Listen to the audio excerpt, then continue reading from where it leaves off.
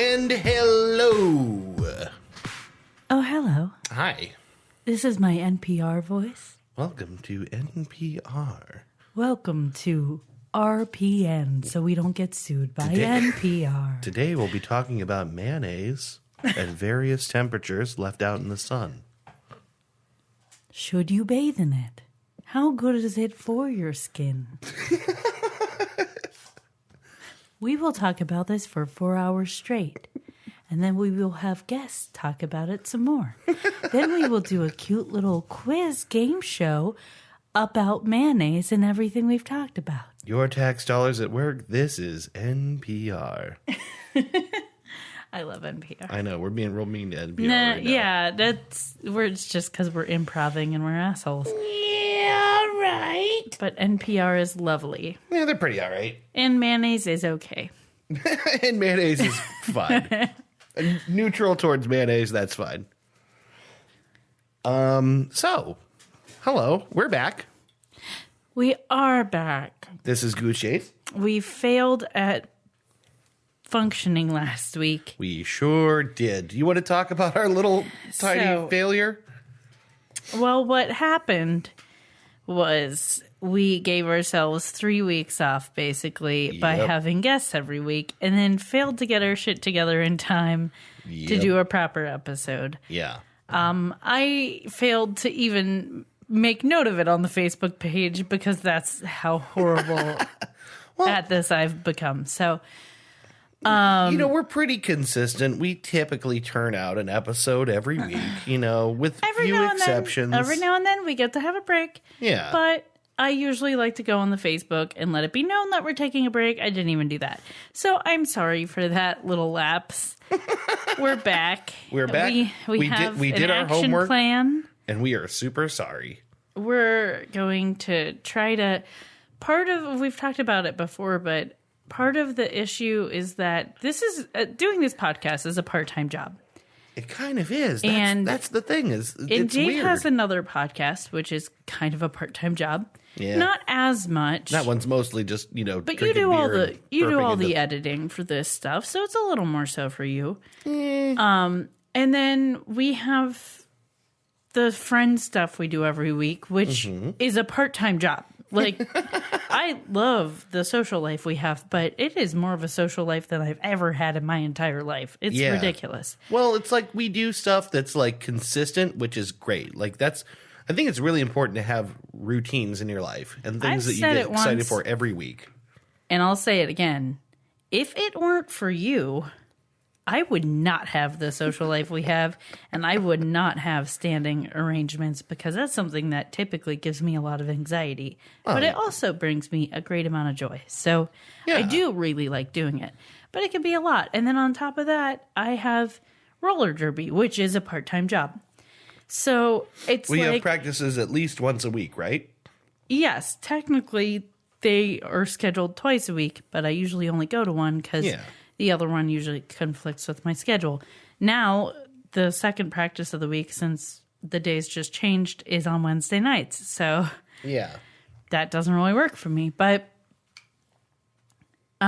basically, the excuse I'm making here is that we each have full-time jobs. I know. Listen to us complaining about how much fun we're having. Right. And then our lives are such that we basically have several part-time jobs that we just do for fun. And that's great. But sometimes it's overwhelming, and a little bit of anxiety and poor planning got us to this place where we were just like not giving ourselves enough time and getting overwhelmed. Yeah. So we're trying to mitigate that, and we're going to assign each other topics a little further out, give ourselves a little more time so we don't feel so rushed. And I feel part of the problem for me is like I would put it off because I was overwhelmed, and then I would do the research and just feel like I wasn't doing enough research and wasn't giving a good enough episode. So yeah, and you want to feel like you're doing the best at whatever you're doing, no matter what that is. Right. If you ever feel like you're not doing the best version of whatever you're doing, it's not a great feeling. So when the episodes still suck, you can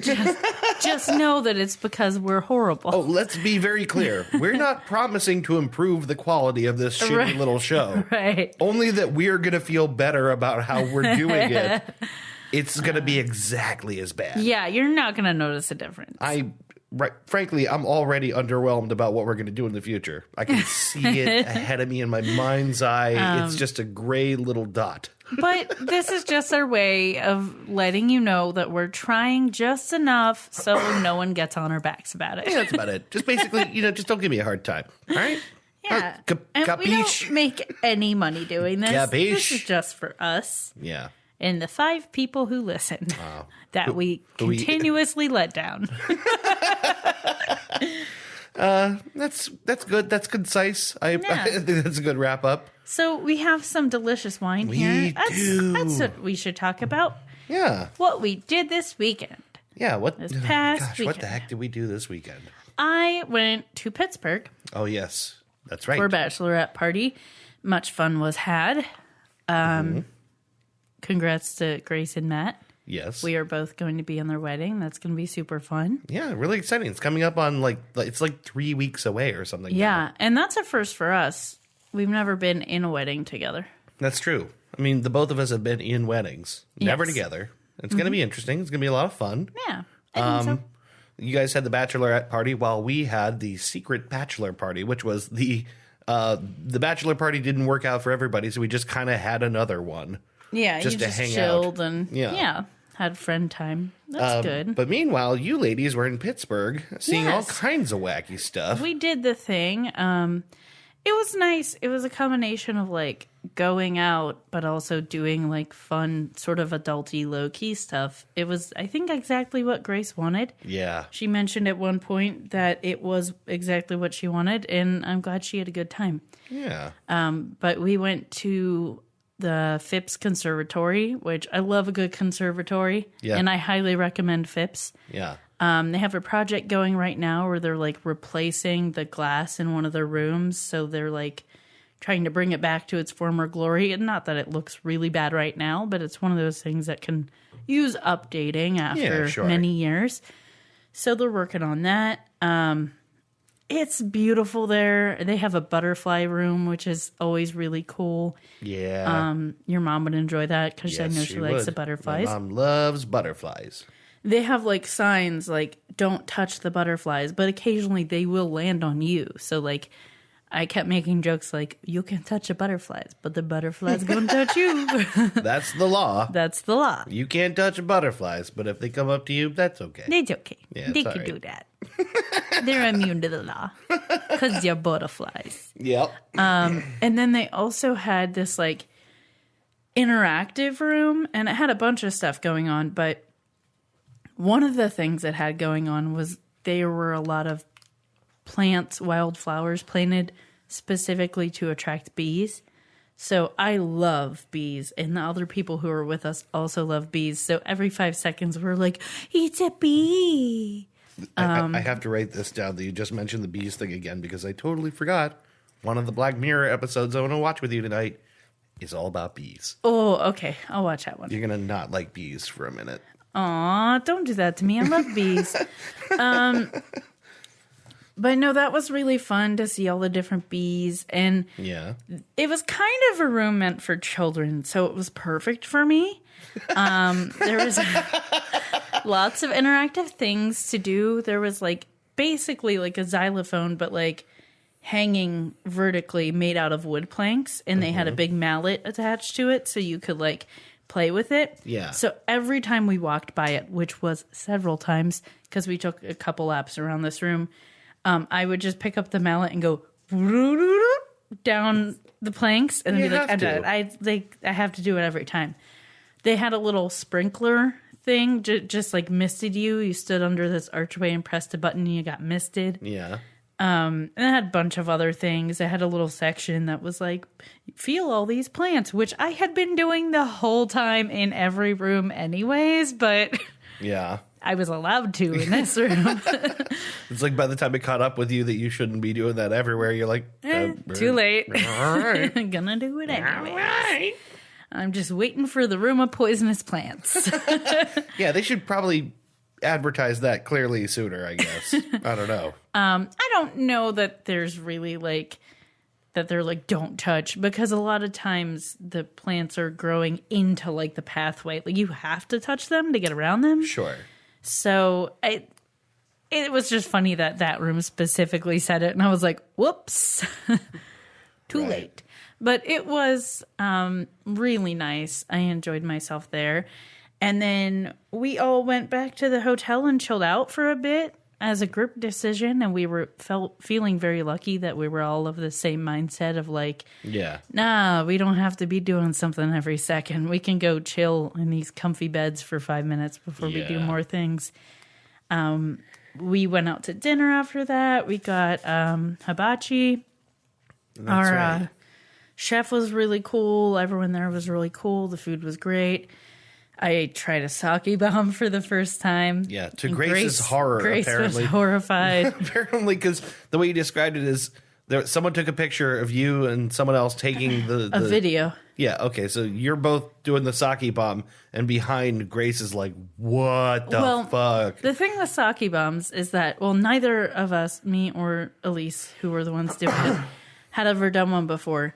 So they asked if we'd like to do a sake bomb, and we're both like, yeah, sure. And then they hand us chopsticks, and we're like, what are these for? But basically, they have you have a shot glass that you have a glass full of alcohol. I don't even know what it is still, God. But then you have sake in a shot glass. Okay. And you set up your chopsticks on top of the bigger glass, and you put the shot glass on top of it. And then you bang your hands on the table in front of your glass.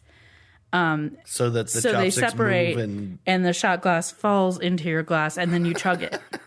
That's kind of fun. So that's why she was horrified, is because we're just slamming on the table, and she's like, oh, what's going to happen? Yeah, it's going to go bad.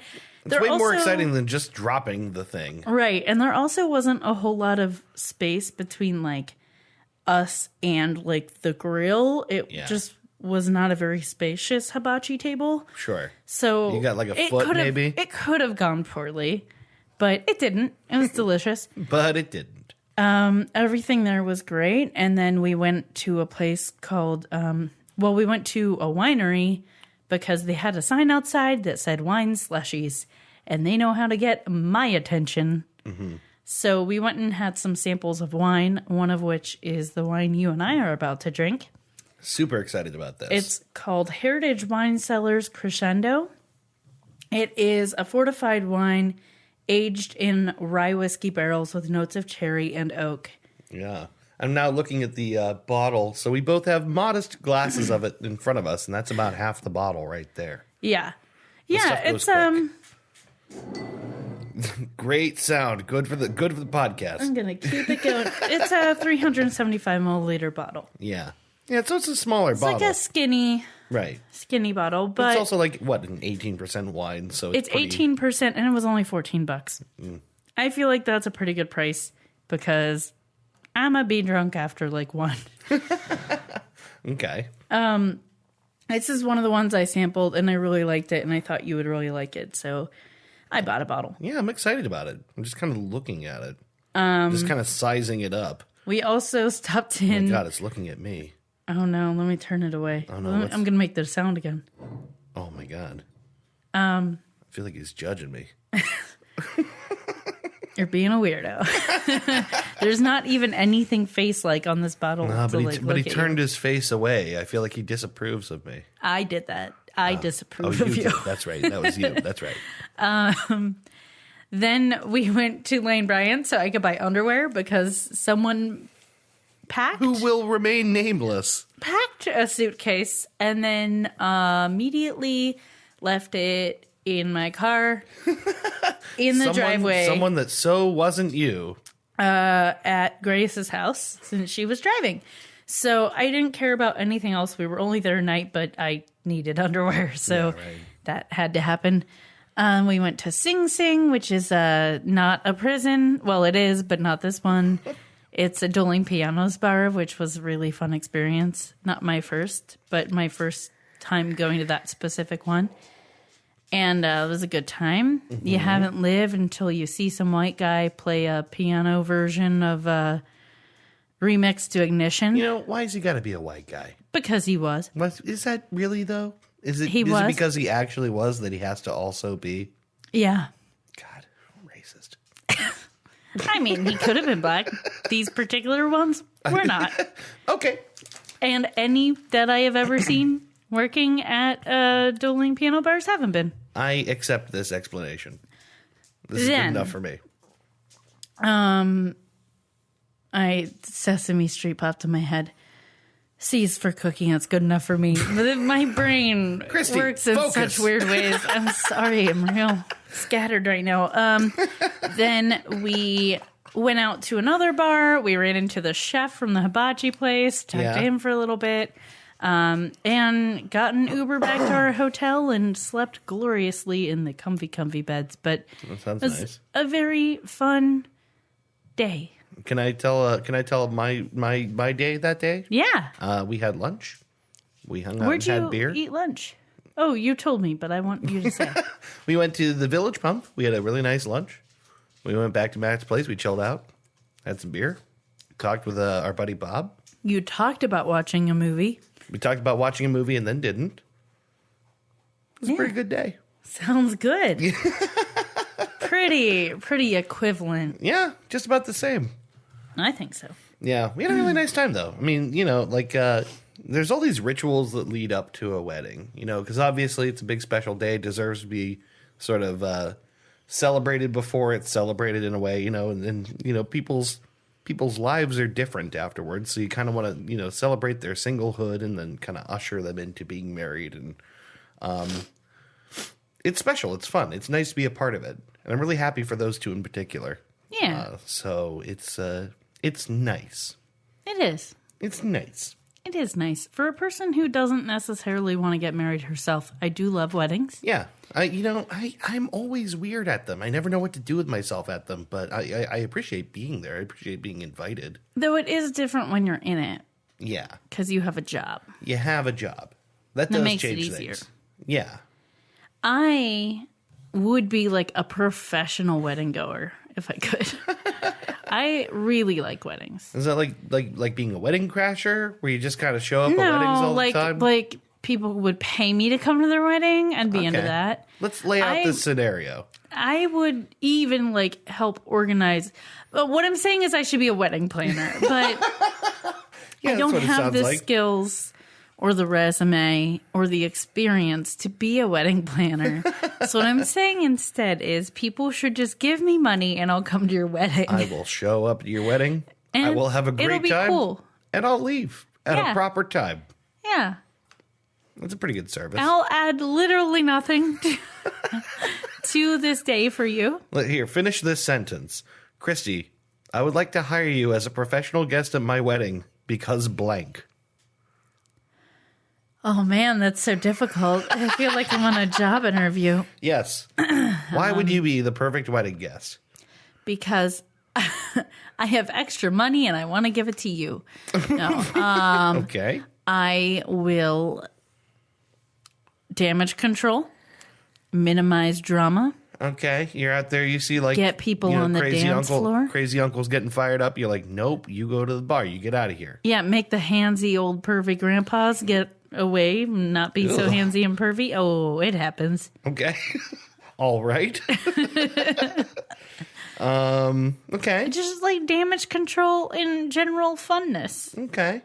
That's what it says on the name tag that I'm going to wear. Your general funness. Yeah, I'm here for damage control and general funness. General funness? Yeah.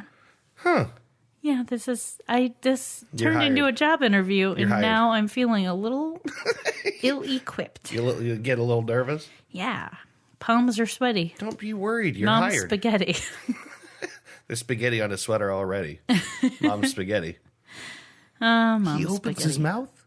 Mom's spaghetti. Spaghetti won't come out. Oh, jeez. Let's try this wine real quick. Yeah, let's have a sip of this wine here. This delicious, fortified wine. Drinking sounds. Ooh, there is a lot of cherry flavor in that. The thimbleful I tasted wasn't really enough to get the full experience. Oh my God. I Very really cherry. like that. Very oaky. Yeah, karaoke. Yeah. Yeah, it's like where you sing. That's where you sing songs at a bar, right? Yeah, that's what it is. It's like Friday night karaoke. Yeah. I love that stuff. That's very good. The cherry is very pronounced. You can definitely taste that oak thing all over it. I don't get like a super. I could tell that it's high alcohol, but not because it doesn't like it's not hard going down or anything. No, it's but very it's pleasant. like boozy on your breath. Yeah, You know, that like thing. if you drank a decent amount of this and then like saw someone who hadn't been drinking with you, they'd be like, "Oh, what have you been having?" They would know about 15 feet away what you've been getting into. Yeah, I like it.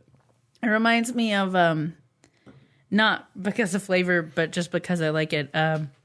The blueberry wine scene from Parks and Rec when Ben gets drunk on blueberry wine and he's talking to Ron and he's just like making no sense. Well, Leslie calls him and he says something about how I just was telling Ron, I found out about how my dog is Jewish or something, and then drops his phone in a puddle and goes, "Oh," and it just lands.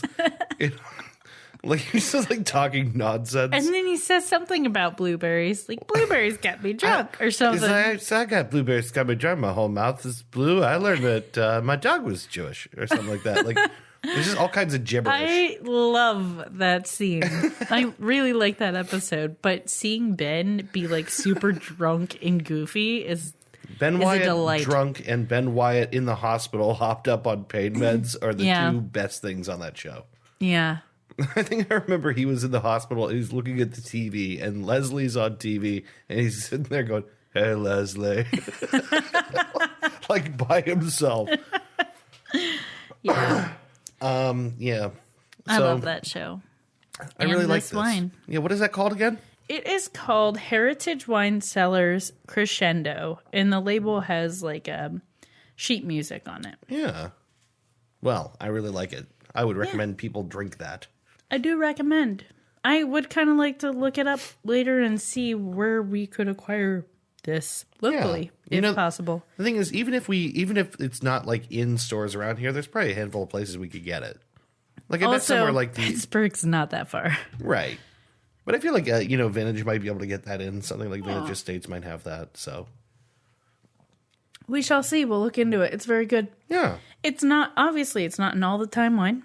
Right? No, it's 18%. That's a little bit intense. And even though $14 isn't bad for a bottle, it's not like a large bottle. Yeah, right. But it's definitely something I wouldn't mind having on hand on occasion. For just such an occasion as our 50th episode. Oh, it is that. It is. Oh man, it's really nice that we broke out the wine. Well, I was Totally thinking about this earlier. I was thinking this is kind of a special night. It wasn't planned on my part. Right. You thought about it. Yeah, it's our 50th episode of this show. That's nice. That is not nothing. It is not. Give or take. We've been doing this for something like a year now. Yeah, getting close to it. Getting pretty close. Yeah. I would like to do something kind of special for the 1 year, but I don't know what. We'll have to talk about that off mic. Yeah, let's think about that. Do like a 1 year special. Little special treatsy. A little special. A little special. Just something special. Something for the babies. Something for the babies. Something for the babies. Something for the babies. Something for the goslings. Yeah, it's nice, yeah. All right. I feel like this is going a little long. Yes, it is. But that's okay. Mm-hmm. Let us continue. On to what? On to, there's this thing that we do Uh-huh. called Truth and News. Is that what it is? It is. Is it that game with the brand new jingle that's sweeping the internet? Yeah. I'm pretty sure the jingle's gone viral already. Oh, would it be this one? You mean to tell me why you wouldn't happen to mean It's time for Truths and Flues. Time to play Truths. Everyone's playing famous game, the game that's taking the internet by storm. It's time for Truths and Flues.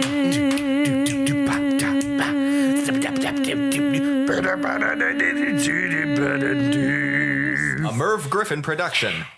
So thank you to esteemed guest and friend TJ. Thank you, TJ. For getting sick of our complaints about the theme song and putting one together for us. Well, very nice. every time we do it, it just gets worse. So thank you, TJ, for making a proper jingle for Truths and News. Yeah. Which is, after all, the news quiz game that is sweeping the internet. It is.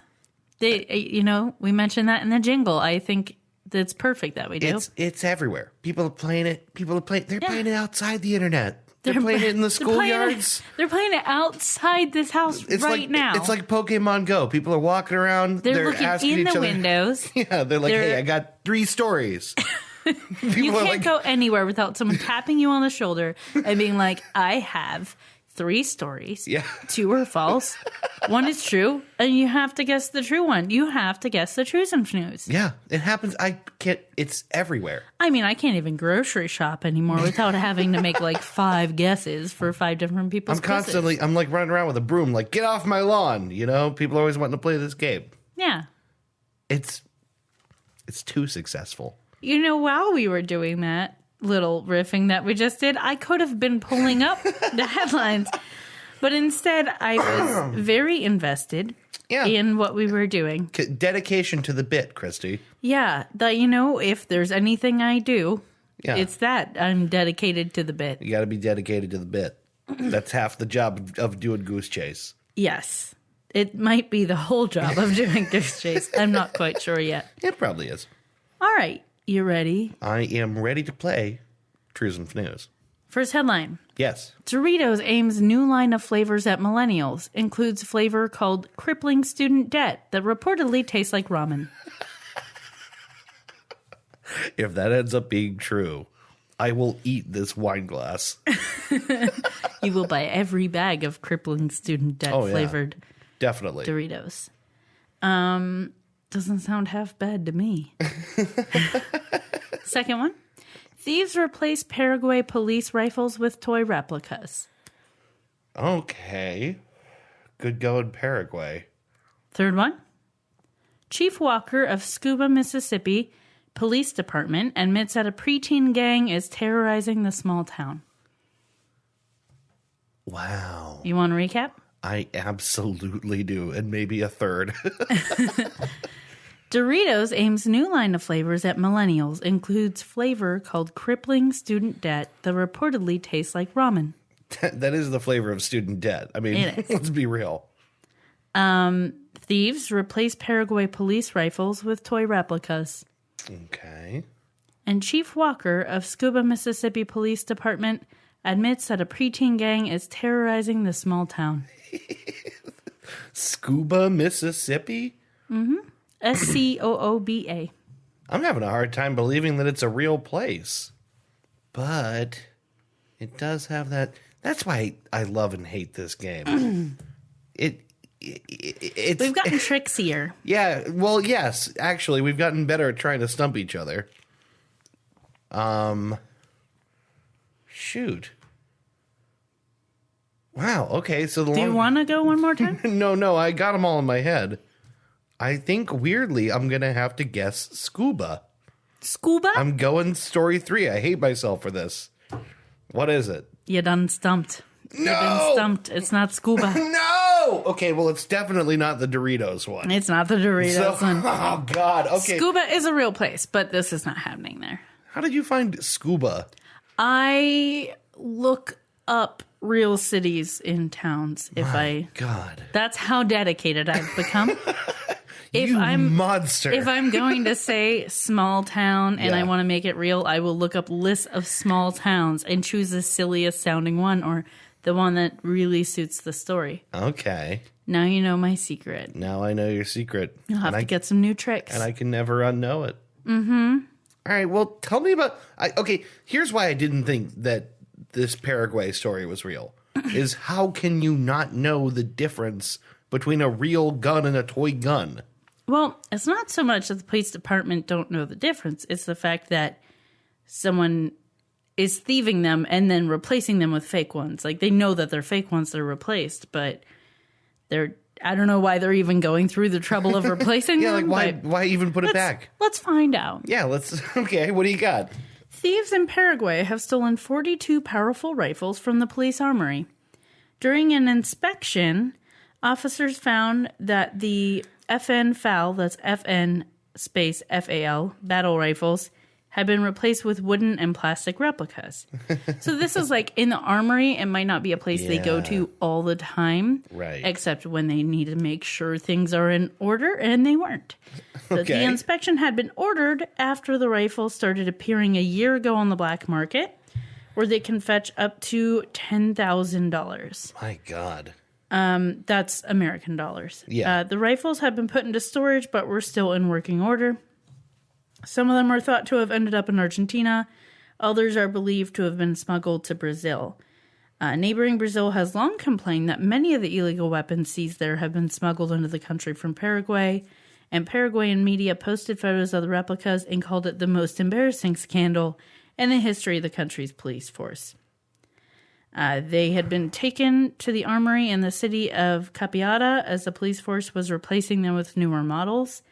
So these are like the old ones that aren't really in use anymore. They're still usable, right. But they're not up to kind of par. out of circulation. Yeah. So they were put in an armory. That's where they were thieved from. When the rifles first started appearing on the black market, the military ordered an investigation. They honed in on the police armory, and a search revealed the toy rifles. The police officer in charge of the armory has been replaced, but no arrests have so far been made. So not really any details about how they think this even happened. Kind of sounds like an inside job. Yeah, because it's all about access, right? Yeah. But yeah, fake rifles in the Paraguay police armory. See, now what I'm wondering is exactly how far $10,000 gets you in Paraguay. I mean, that's still a pretty penny. Yeah, it's a lot of money in America, let alone, like, in Paraguay. Yeah. Like, but if you're running a criminal enterprise, that's like nothing. Chump change. Yeah. Yeah. And they're smuggling them into other countries. They're making real good money. Yeah, bank. Yeah.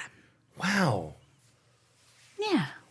I'm a little bit pissed story. off. I got stumped on this one.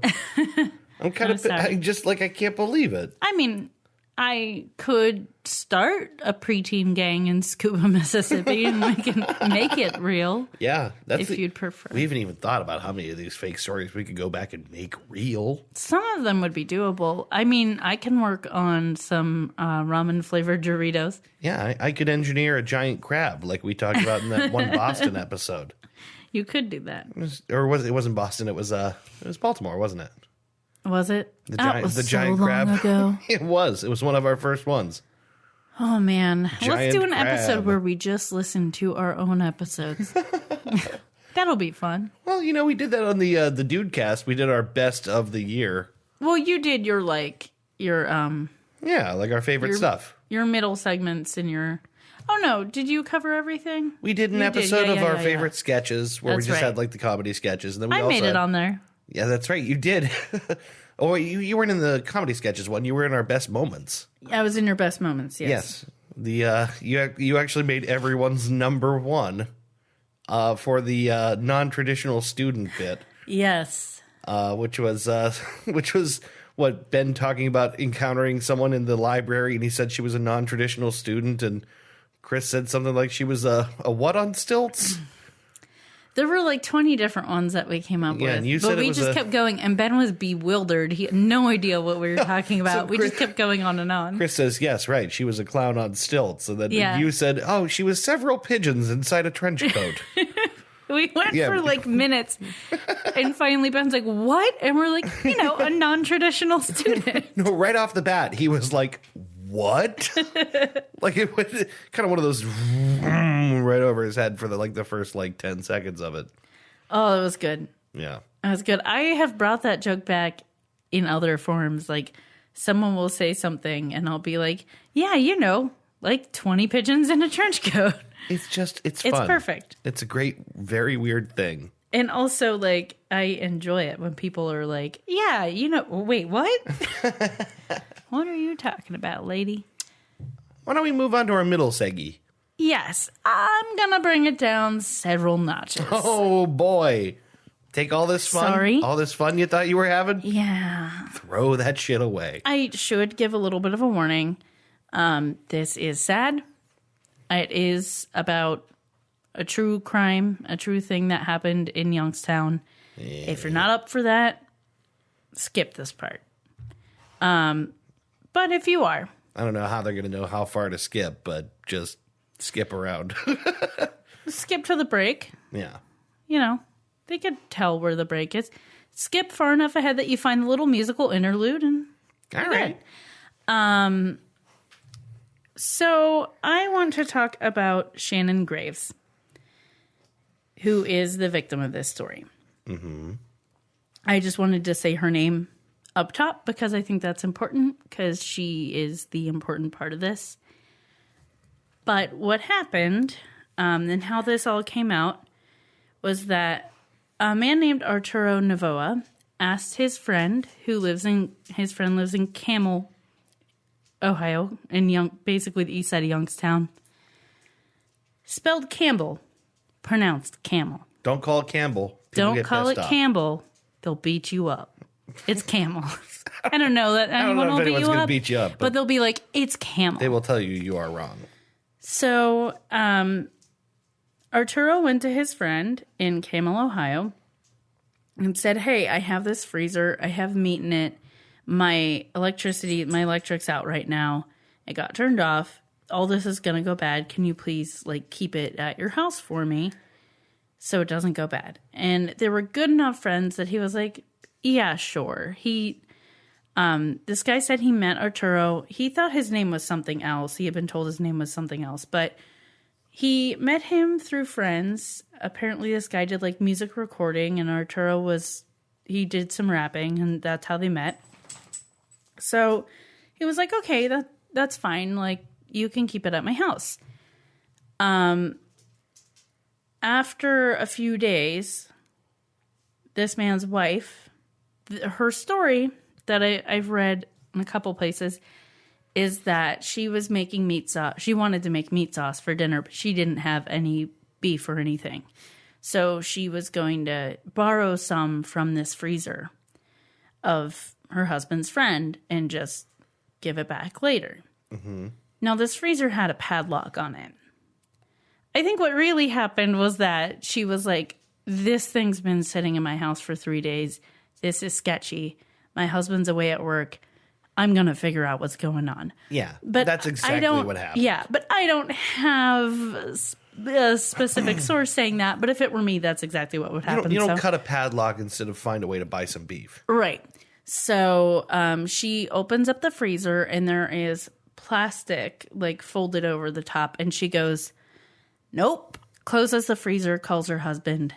He comes home from work, opens it up, and he finds a dismembered foot. Among other body parts, but that's basically what he saw, closed it back up, and called the police. Mm-hmm. Upon investigation, they start looking into it. Obviously, they know Arturo's involved. It's his freezer. A woman named Shannon Graves had been missing for a while. Her family said they didn't talk to her consistently, but she never missed holidays and birthdays. And when she missed her sister's birthday, and then she missed Easter, they knew something was really wrong. So they got her on the missing persons list. This all came out in, the freezer thing happened in June of 2017. I was going to say, last year. Yeah. So earlier in the month of June, they actually put Shannon Graves on the missing persons website for the state, which they usually don't do for adults, but because her family was persistent and was obviously very concerned, and police were like, yeah, something seems wrong. They decided to do that. So later in the month, they found her body. There aren't a bunch of details on exactly how she died, but Arturo did try to dispose of her and then put the rest in this freezer. There were multiple other people involved, including his current girlfriend. Well, I don't know if they're still together now. Probably not. But his girlfriend after Shannon, who kind of just assumed Shannon's life. She didn't really necessarily pretend to be her, like to other people. She didn't call herself Shannon, but she used her credit cards. She used her car. She took care of her dog.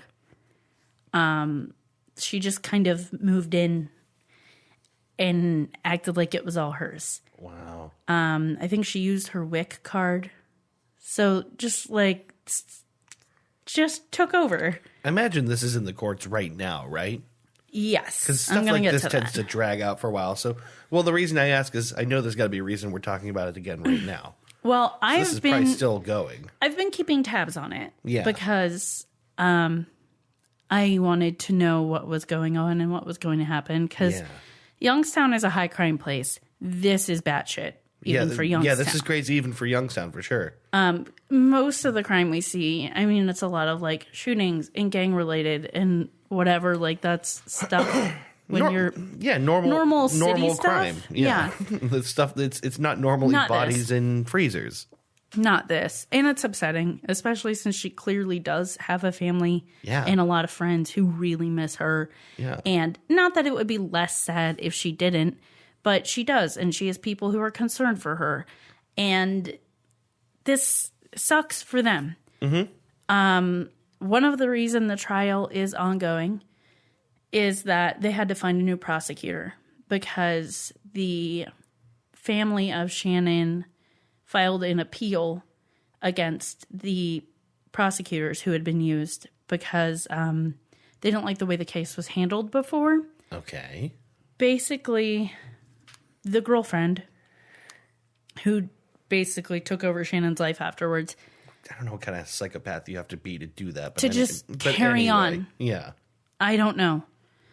You have to be disengaged in a lot of ways. Yeah. But she made a plea deal, basically, and she pled guilty, but got a much lower sentence because she was going to testify against Arturo. The family wasn't consulted in this. They weren't asked. They weren't told. So they find out after the fact. They were very upset. Yeah. They did not want that.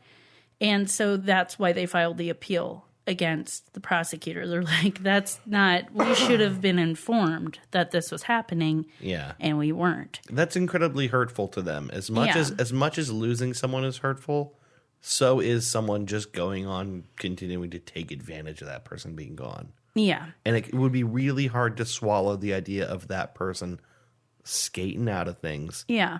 The good news, though, is that apparently there is a lot of evidence that they keep, in the one article I read today, they kept mentioning the size of the USB drives they have to use just to pass this information on to everyone who needs to have it, because there's so much evidence in this case, and there's so much that everyone, I think they're exaggerating a little bit. I mean, it's a USB drive, but they're like, not the physical size, but the capacity they need to have to pass this information on, because there are now 2 additional people who are involved in the case. This is a pretty recent development. They were involved in helping to keep this from getting discovered, and which apparently didn't do a great job. Right. Why didn't one of them keep the freezer at their house? The world will never know. We will never know why those people were selected to keep that freezer.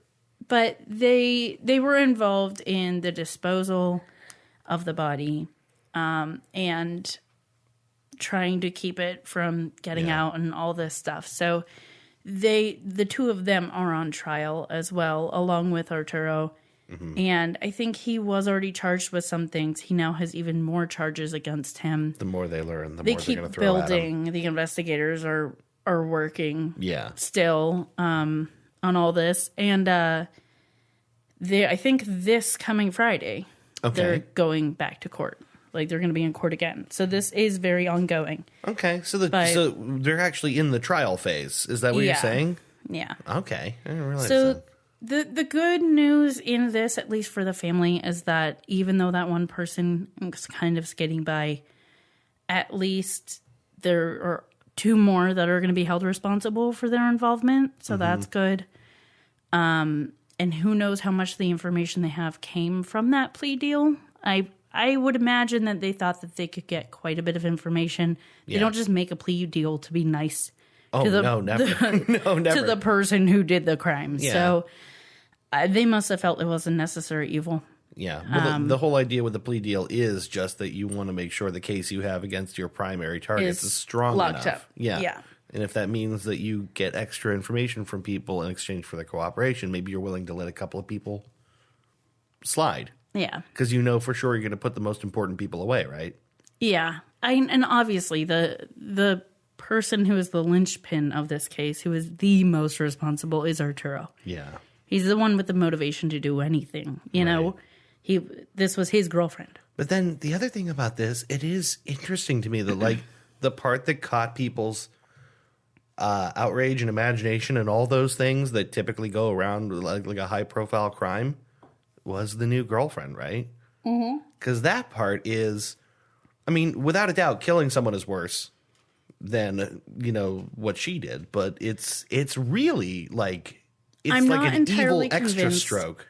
Not entirely convinced she wasn't around before they killed Shannon. Because how do you convince this new girl to buy the freezer to put the body in, which she apparently did, and to be involved to the degree that she is? I'm also not convinced that drugs aren't involved. Okay. That could be part of the Was that motivation or insinuated? explanation. Here and there. Okay. Nothing super duper specific, but it was insinuated a little bit. And how else do you explain, like, doing truly horrible things and having this many people involved in it? Yeah. Kind of seems like the best explanation in my head of how do you get that many people involved in something so horrific. Yeah, like what's a shared motive there? One person, maybe he is a sociopath and feels no remorse, but 4? Yeah, like why did so many people have that kind of stake? Right. And like what do they have And I collectively still to share? haven't been able to find actually what the cause of death was. So I'm not even sure exactly how it happened. If it could have been something that was somewhat accidental and then they covered it all up, or if it was, it seems like it was intentional. Yeah. Like they did plan it, but I don't know all the details of that. I mean, we're kind of like speculating all over the place here. Yeah. So, I mean, you know. But I'm trying to be fair to the victim, you know, Right. and her family, Yeah. to Shannon, because that sucks. Her family misses her a lot. And they feel, at least in part, that the case wasn't handled the best way it could have been. Yeah. So I'm glad that it is still going to court. For a long time, I didn't hear anything about this case. Sure. And I was like, you found a freezer full of a person. Yeah. I need to know what's happening in this world. But of course, like, you know, like juries are notoriously They need to keep it mum, and they need time to investigate and find cause of death. And that whole beyond a reasonable doubt thing doesn't Yeah. always work. So you got to build a really, really strong case, even for something as obvious as we found someone in a freezer. yeah. Like you have to do your due diligence, you know. And I don't even know what they're trying to get out of, like what the conviction is they're trying to get on them. As much as they can throw at him, I'm assuming. That's usually the goal, and especially in a case like this, where Yeah. it's like pretty horrendous. Like you want that person and everyone involved away for a long time. Right. Do we do the death penalty in Ohio anymore? I believe so. I can't remember. I believe we are a death penalty state. I feel like I can't remember, because I feel like at one time when I was in college, I went to school for forensic science and had to do an internship with a police department. And I did mine with YPD.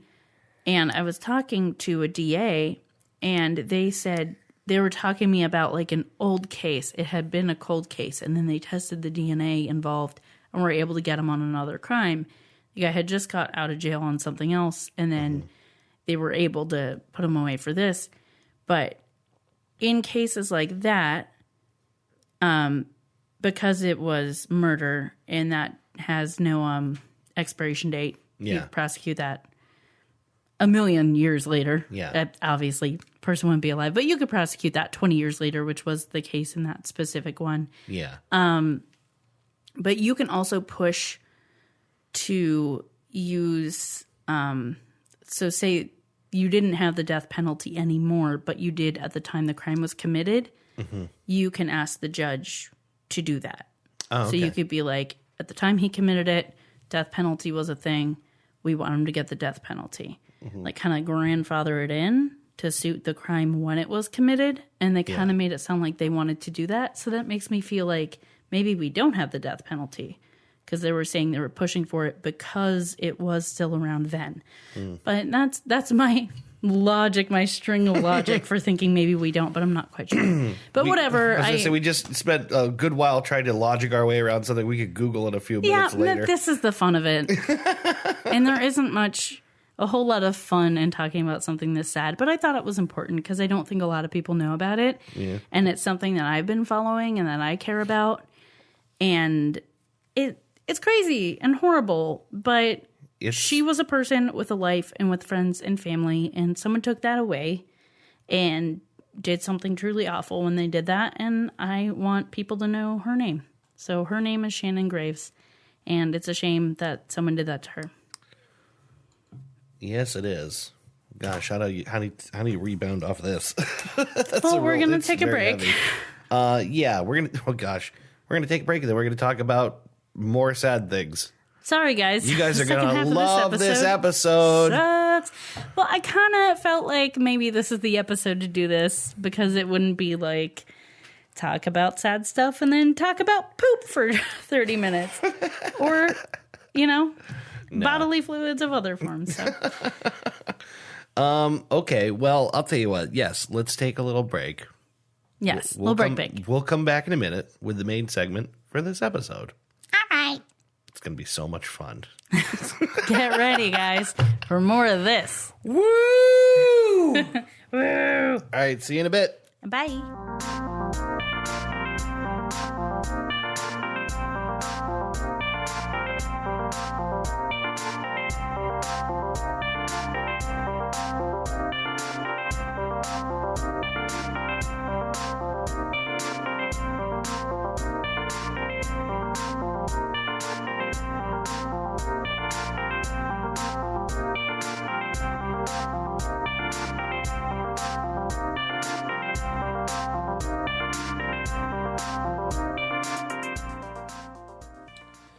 And we're back with more wine talk with Christy and Dave. And we're back. How red are my lips? Not yet. Okay. Means I need to drink more. You got to pound the rest of that bottle. I don't think it's a good idea for me to pound a bottle of 18% wine. Maybe not pound it, but pour yourself a little glass. Another glass, though. Yeah, definitely. The stuff is really nice. Beautiful tones of me spilling wine everywhere. No, you're good. Oh, listen to that. Actually, yeah, you can just barely pick it up on the mics. They probably won't even hear that. Probably not. We are back with the main segment for this episode. Yes. We sure as shoot are. Yeah. Do you want to introduce it, or should I? I think you should. Okay. Well, this is a topic that was, if I remember correctly, recommended to us by Adam. Yes. The topic is, and you already know this maybe from reading the description, we're going to be talking a bit about the death of Natalie Wood. Yes. The actress who died in the early 80s and whose death is a little bit of a mystery, or at the very least, what was considered at one point a closed case turned out to be more than that. Yeah. So just to get us started off here, When I was doing the research, one of the things that I was reminded of is the fact that, especially right now, we're being reminded a lot of the fact that Hollywood, in particular, in the film industry, is an industry that, props itself up on its glitz and its glamour and its image and all of that. And it's half the reason we love, the film industry is because of the image that it, portrays. that it portrays to us. There was a time, a long time ago, far before Natalie Wood, where the idea of, Hollywood as a scandalous place would be surprising to the general viewing public. Yeah. Excuse me. Largely just because, Hollywood for a pretty long time maintained its image really well. And there were less ways for people to find out sort of the... That's what I was going to say. The way that technology developed, Yeah. there's far more interaction between Hollywood stars and individuals now. And there's also there's way more ways to take in what they're producing. Yeah. So more interaction, more technology, information at the speed of light, just way easier to find out the dirt. Yeah. You're not going to hide it. Yeah, like almost every kind of news we get now gets to us faster and less filtered than it ever did in the past. Not to mention a lot of people who have been victims of the shady side of that environment coming out and telling their story and writing memoirs or just coming out and talking on the news about it and a bunch of different allegations. Like, I don't think anyone today would be like, oh, no, Hollywood's pristine and there's nothing going on that's bad behind closed doors. Right. But there was a time where people just didn't know. Now we're super highly aware. So I wanted to come into this topic just with the reflection or the recollection that there were times before where these Hollywood scandal type stories seemed, more difficult to believe, more, sort of more scandalous for their rarity. And I think it's a little piece of what has made the death of Natalie Wood just this sort of enduring story and mystery. So to start off, I think it's important just to round out who Natalie Wood was. I'm not sure how many people actually know anything about her career. I thought you were going to say, I'm not sure who Natalie Wood was. Why am I here? I mean, can you ever really know someone, right? It's like, wow, it's like people are so deep. I just want to briefly point out that I made a terrible mistake. Yeah. I ate some deep dish pizza flavored chips, and now it's all I can taste when I'm trying to drink my wine. Yeah, well, you got to rinse down that deep dish with wine, and then, once you're saturated with wine, you got to have more deep dish chips. That's the way it works. That's the cycle. That's the cycle. Well, I want to know about Natalie Wood, and less about deep dish chips. So, Natalie Wood was born Natalia Nikolaevna Zakharenko in 1938. She was a Russian-American actress. She got her start as a child actor. I didn't know anything about her film career at all. I only knew that because I was going to briefly do this topic and then didn't have enough time. And we're not mentioning the failure of last week. Yes, we're going to gloss by it as though we didn't do that. Yeah.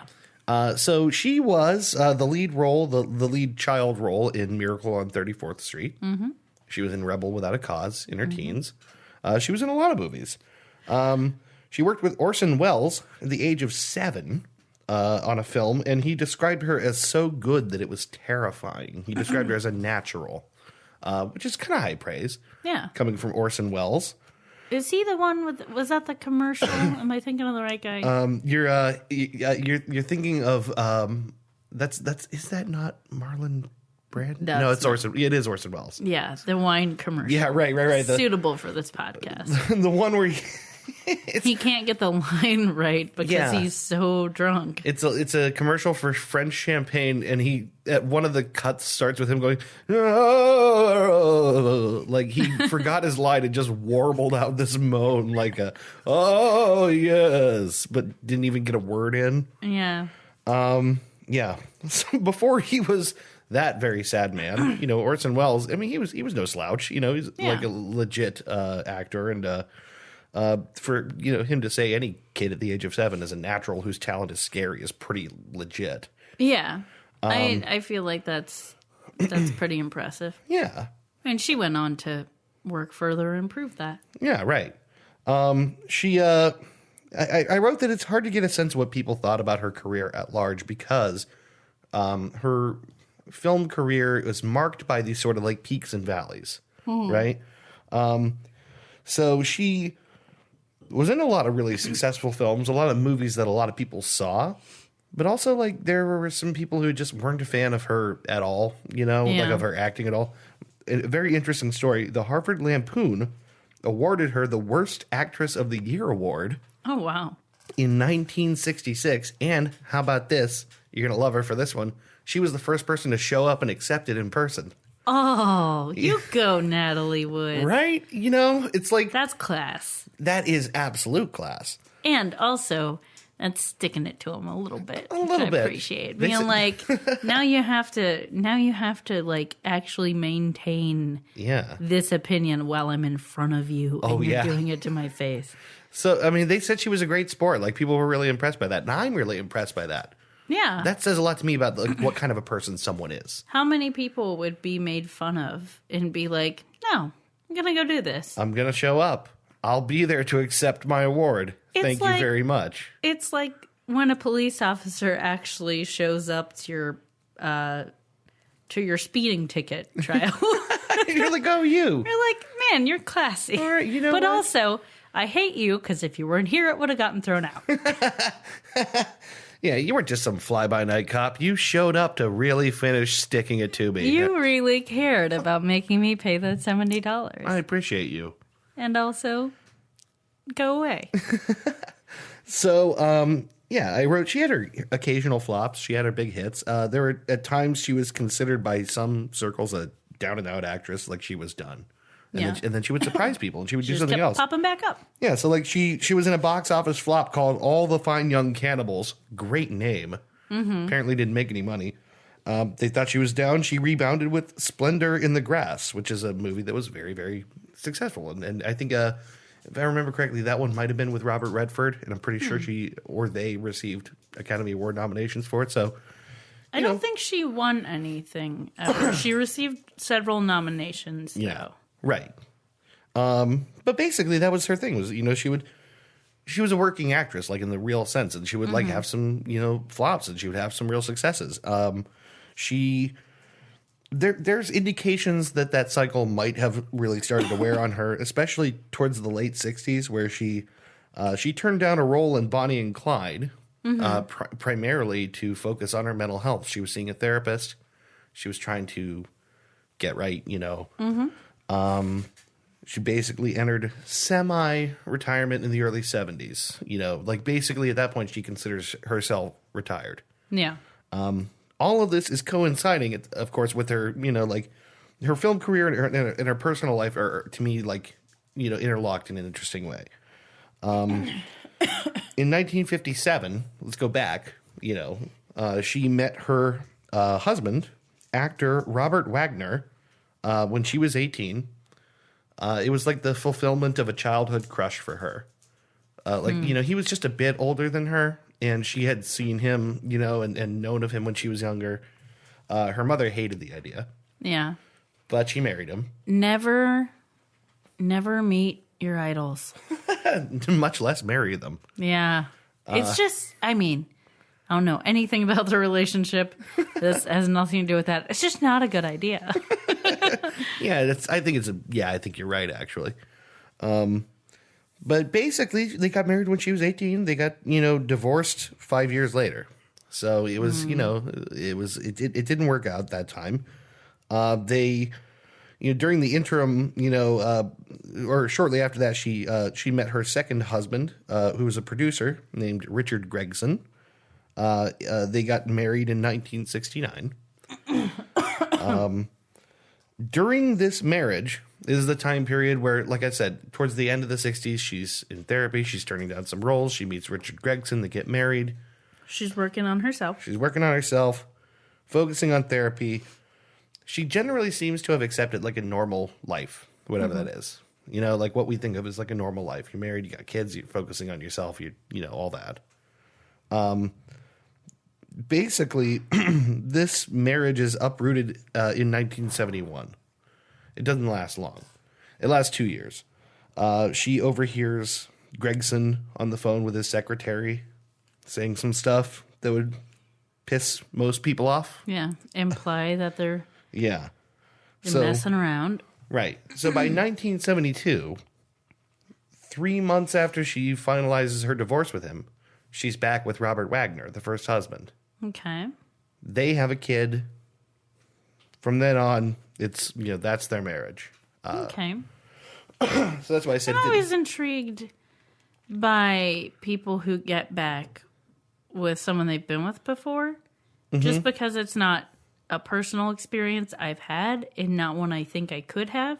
Yeah. And so I'm always intrigued by that. I feel like it would be a very specific set of circumstances that would allow me to be with someone I've been with before.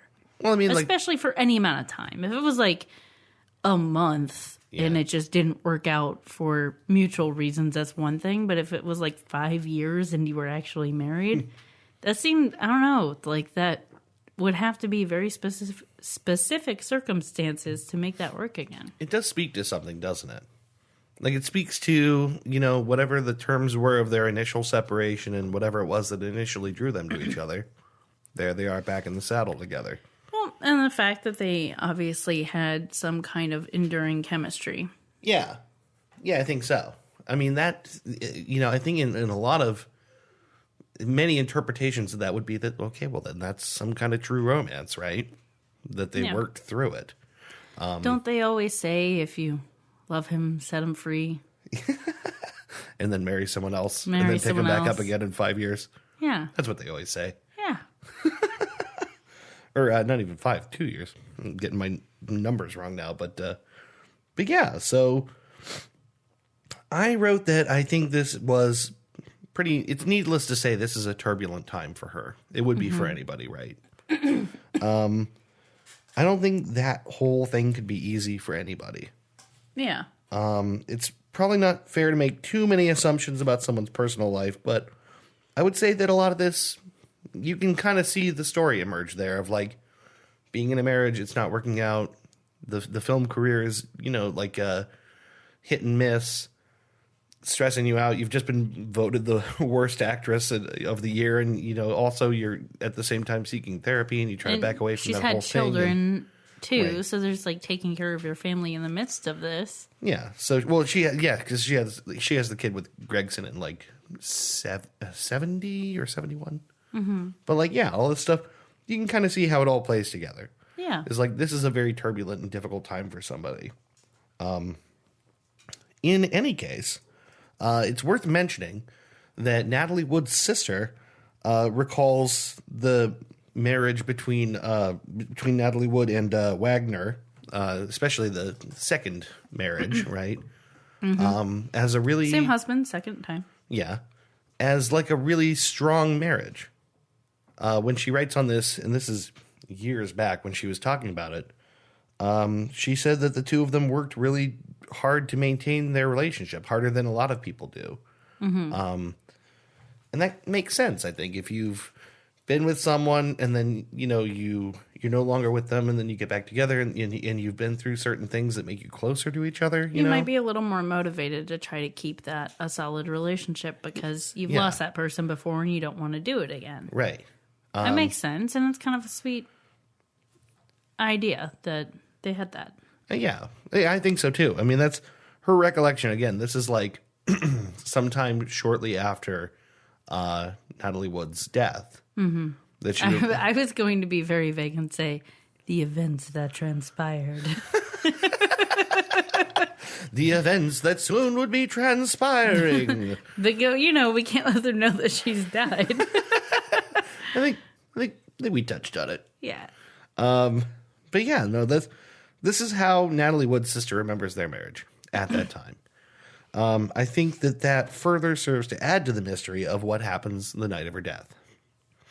So let's jump forward here. It's November 8th, 1981. Okay? All right. The location is their yacht. Oh, to be so lucky. Oh, to have a yacht. We've been watching a lot of Below Deck lately. We know all about yachts That now. dumpster fire of a TV show. I love it, and I hate it. The same. You I am love the to hate same. it. I love hating this show. Oh, the episode that was just on last night was the season finale. Oh, really? Yep. So it's over. Yeah, and then there's like one of those wrap-up episodes where everyone sits in a room together like a year after it happened and pretends to still give a fuck. Right, yeah. Because they've clearly like moved on with their lives by now. Yeah. Anyways, brief distraction. They're on their yacht. Right. So they're on the yacht. It's called the Splendor. It's outside of Santa Catalina Island, which I didn't know where that was. I had to look it up. I don't. It's basically southwest of Los Angeles, Okay. a couple of miles off the coast of Los Angeles. Makes sense. It's an island that's basically Party Island? it's like a sort of an H-shaped island with two large I'm sorry, mountains. did you say H like the number or H like the letter? 8 like the number. Thank you. There's like sort of two mountains on this sort of H-shaped island with like a little valley separating them. All right. Natalie is currently at this point in the middle of making a film called Brainstorm with Christopher Walken. And Natalie Wood and Wagner have invited Walken to join them for Thanksgiving weekend out on the yacht. Just sort of like a nice, it's like, we're working on this thing together. We'll hang out. We'll have a good holiday weekend together, blah, blah, blah, whatever. If anyone wants to invite me to hang out with them on their yacht, I mean, We are I'm not accepting guaranteeing invites. I'd say yes, but I'd say yes. But I mean, yeah, she'd probably say yes.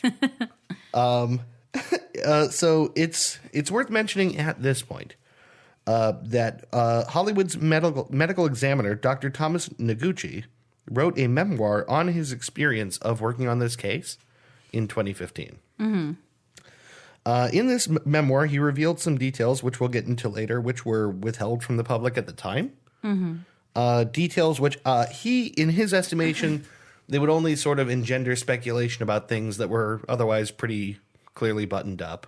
Yeah. They would make people talk needlessly. Yeah, like things that were not consequential to the ultimate determination about what actually happened, but would have just sort of sensationalized and otherwise... And gossipy. And, yeah, like an open and shut case, as he saw it. yeah. I'm still not sure whether that was the right call or not, but we'll get into that. So, that day, Natalie Wood is seen going to and from the yacht on a dinghy multiple times that day.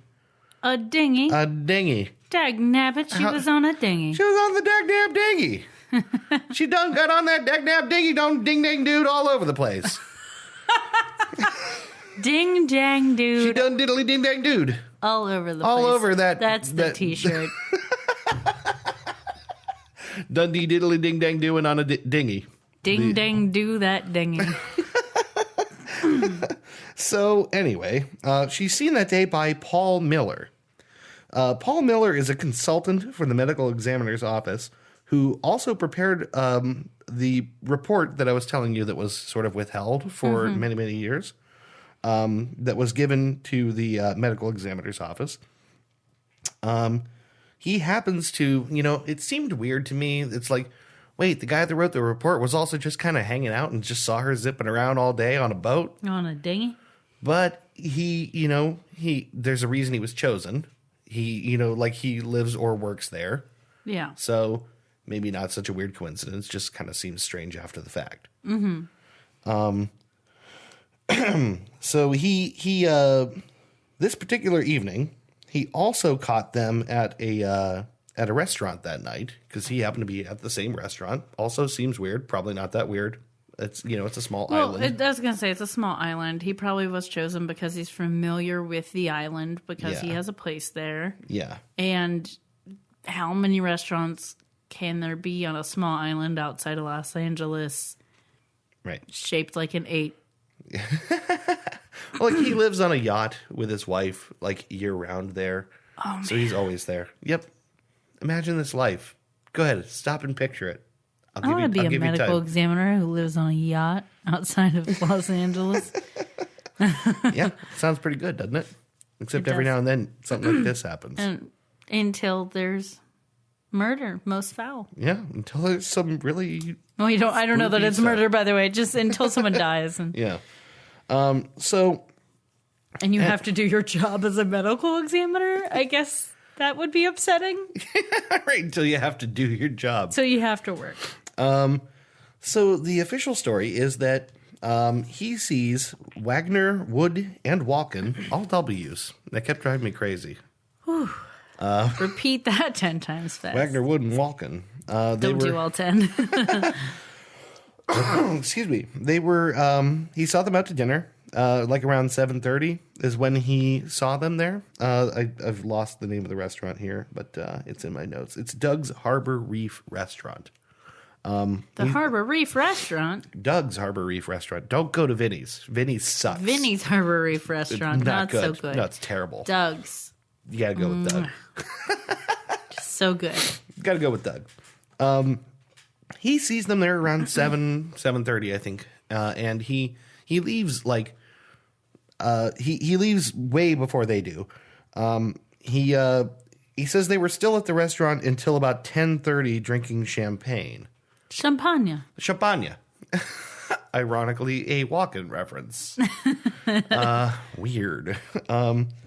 Yeah, he leaves long before this. Other people observe them being there until 10:30. The owner of the restaurant is concerned for the party's safety when they go to leave to get on their dinghy to go back to the yacht. A little bit. They're all hammered. A little bit drunk for the dinghy. Hammered. So he calls... I wanted the alliteration. That's why I went with drunk. Okay. Just wanted to justify my choice. They were gonna drunk dinghy. Mm-hmm. That's a DDUI. Mm-hmm. That's driving a dinghy under the influence. I think it would still just be like an OVI. Yeah, right. So basically, he calls the harbor patrol. The restaurant owner does, presumably Doug. Doug. He calls the harbor patrol, watch over them on their return to the boat. Okay. Back in the good old days where they just have someone watch you drive drunk. Those good old days. Which they did. They got back to their yacht. According to the harbor patrol watch, the unit was fine. I mean, if we're being fair, they probably drive their dinghy better when they're drunk than when they're sober. They're just more careful. I gotta say, just my personal experience, I drive a dinghy better when I'm drunk. I just that's a horrible thing to ever say. Well, I just drive better drunk. People that's have a joke said that because people say that. That's disgusting. Anyway, at 1:15 in the morning, Miller, the investigator guy, who is on his yacht with his wife, cannot sleep. He hears a lot of party noise outside his boat. He tries to radio in to the Baywatch Baywatch, right? To kind of quiet down the party, but no one responds from Baywatch because presumably they're probably partying. They're at the party. Yeah. But what he does get is because he's communicating this on the radio over an open frequency. Mm-hmm. What he does get is a response from Bob Wagner. Okay. On the Splendor. Bob is still awake, and he asks Miller if he is in the vicinity of his boat, the Splendor. Mm-hmm. He says they believe they have a person missing on a rubber dinghy. 1:15 in the morning. This ignites what becomes a search. Right. No one finds anything all night, but the next morning, around 7:30, a helicopter spots a red spot in the ocean.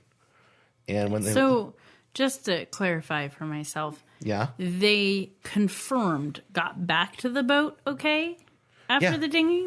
Everyone was back on the boat. Yep. Everyone got back to the boat. So then potentially an hour or two later, somewhere between 10:30 and 1:15, someone goes missing.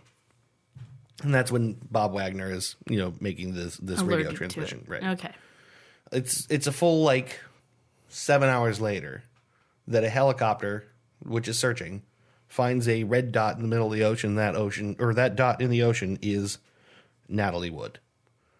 It's her red coat that is on her. She has drowned, and the dinghy that should have been connected to the yacht is even farther south of where she is. So basically, the yacht is situated somewhere in between the island and Los Angeles, like a mile away from the island, right?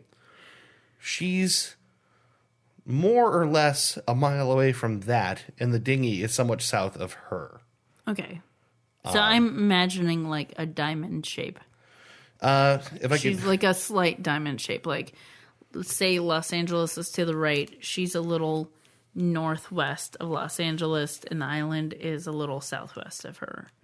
That's what I'm picturing. You know what? This is impossible to illustrate, but basically, the boat is like, in between the island and Los Angeles, and then she and the dinghy are south of that. Okay. And the island is south. So yeah, so it's hard to explain in audio. But I got you though. Yeah. So the dinghy itself is in neutral. The ignition is off. The oars are tied down to it, which is sort of odd. You would. She wasn't using it. Yeah, like if you fall off of a boat, you would presume that the boat would be in a state that it could have been, ridden around, driven around. Yeah. But that's not the case. Like the oars would have been removed, like someone was trying to use it that way, or the ignition switch would be on, like they had been using it and it ran out of gas or something. Like, right. There'd be evidence of it being in use. Exactly. It just sort of looks like it just kind of drifted off in a shutdown state.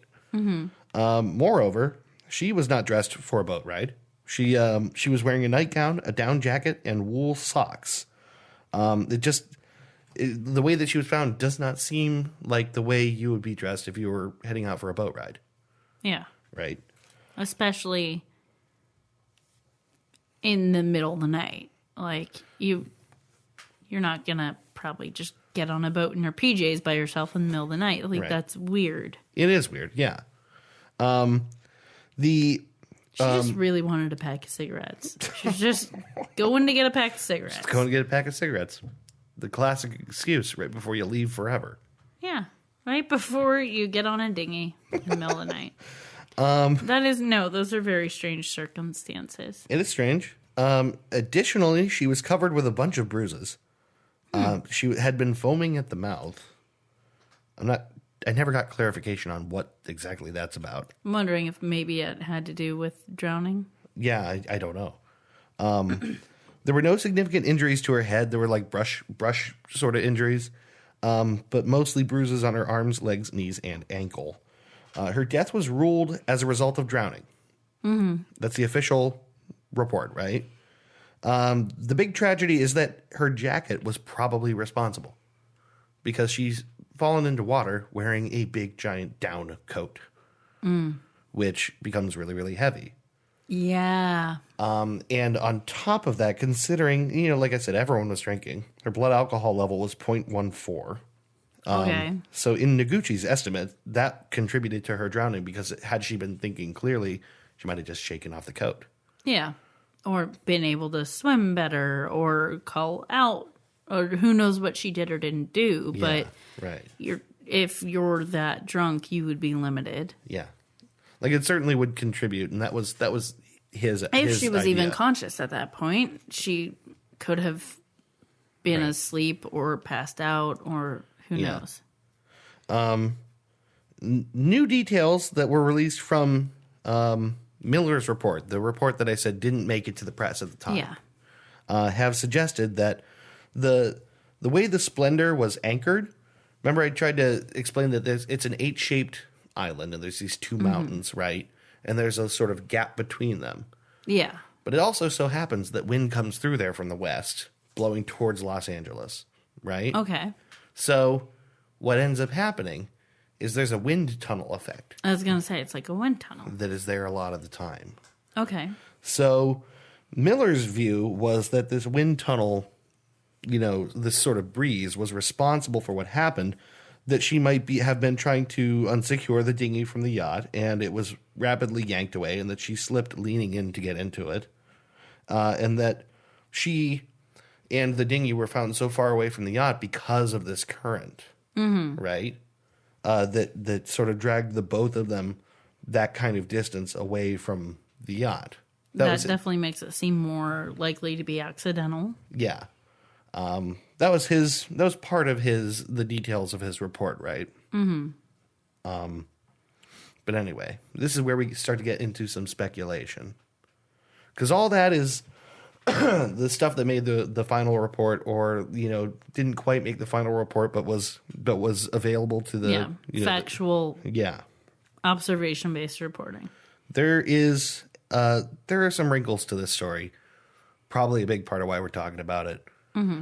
And I don't want to step on your toes. Yeah, I'll mention that later. Okay. I got a place for that, but a wrinkle to this story is that it was reported to a sheriff's deputy at the time that Wagner and Walken had been having a fight on board the yacht that night. Mm-hmm. This didn't actually make the official report. Who reported that?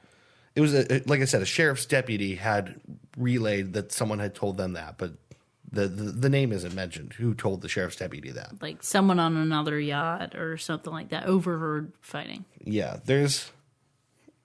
we'll get into who it might have been and what might have been said, but all right. The official report combined several pieces of forensic evidence, like the fact that the bruises were consistent with having collided with parts of the dinghy, or that algae was disturbed on the underside of the dinghy, or that there were scratch marks, the blood alcohol content factor, and the heavy jacket. Basically, the official report combined all of that to suggest that she was trying to board the dinghy and then she slipped and was drowned, right? That seems logical. I think the biggest hang-up in that is just like, why? Yeah, right. Why? Exactly. Like, accidents happen, but there's always circumstances around those accidents. Like, what was she doing? Yeah, why was she trying to get in a dinghy in a down coat in the middle of the night? Yeah. When she's intoxicated. Like, that, the motivation is always the interesting part, and it's the part you're never really going to know in a lot of cases. I think you're right. I think that's the part that's always going to be kind of murky. Yeah. Because that's the part you rely on people for to come forward and explain. Water puns. All right. Anyway, yeah. So the story about the fight between Walken and Wagner is sort of, it's talked about, it's rumored, and even though it's not part of the official report, people know about it. It gets out. People have talked about it. I wrote that this whole incident takes a toll on a whole lot of people, and the story of Walken and Wagner. It's hard. All those W names is difficult. But it leads to a lot of speculation, right? Like, a lot of people believed that either Wagner or Walken was responsible for her death because of this story Potential going around. fight. Yeah. Walken in particular has spoken very few times on the record about this, even to this day.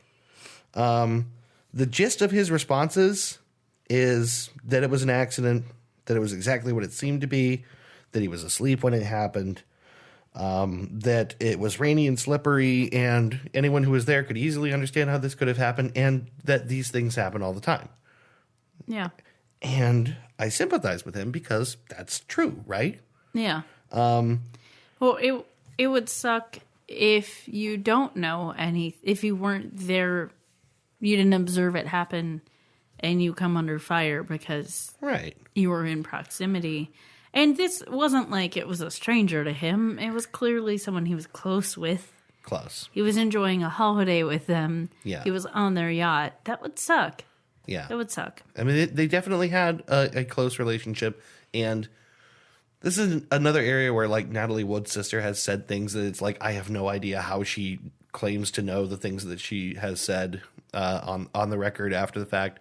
But she wrote a memoir years ago and said something to the effect that Natalie had a real, like, fondness for Christopher Walken. Yeah. And then that might have been like a romantic thing that maybe only existed in her head. And I don't know how she could claim to know that, but Right. you know, I'm not here to discredit that. On the one side, they were sisters, and if they were close, maybe Natalie would have mentioned it. But on the other side, we don't know what their relationship is. Right. So it could just be someone trying to get a little more notoriety for themselves. It's hard to know. It's very hard to know. It's just something that was mentioned, and it's hard to know what to do with that. I mean, so much of what we talk about is speculation because sometimes there aren't facts to fill it in. Yeah. Or there are, but there's no way to know them. So. And speaking about that, this is a good point for me to mention something that I think is always important to our show, but it feels important to this one is, I'm not here to try and slander anybody, and I'm not here to roll off too much of this sort of. Well, okay. Well, if you want no, to, that's fine. I'm not. It's just that, with a lot of this stuff, it's like everyone's got something to say, especially about something like this. But they forgot about Jay. I'm sorry, my references are really bad tonight. Let's continue. Everyone does have an opinion. Everyone's going to want to stir up shit. Well, yeah, it's just, I think there's details here that are worth discussing. I'm not here to try to paint a picture like I have a clear picture of what happened, but we're about to enter into some alternate accounts, including some sworn statements, which may have or may not have more validity to them for being sworn statements, but I think they're worth getting into if we're going to talk about this thing at large. Okay. So I will say one more thing about Walken here is that he's not only that he hasn't spoken that much about this, but there have been times it seems like where he's been very, very defensive about it. I think that might be consistent with someone who is tired of having people levy speculation at them about something that they had no involvement in.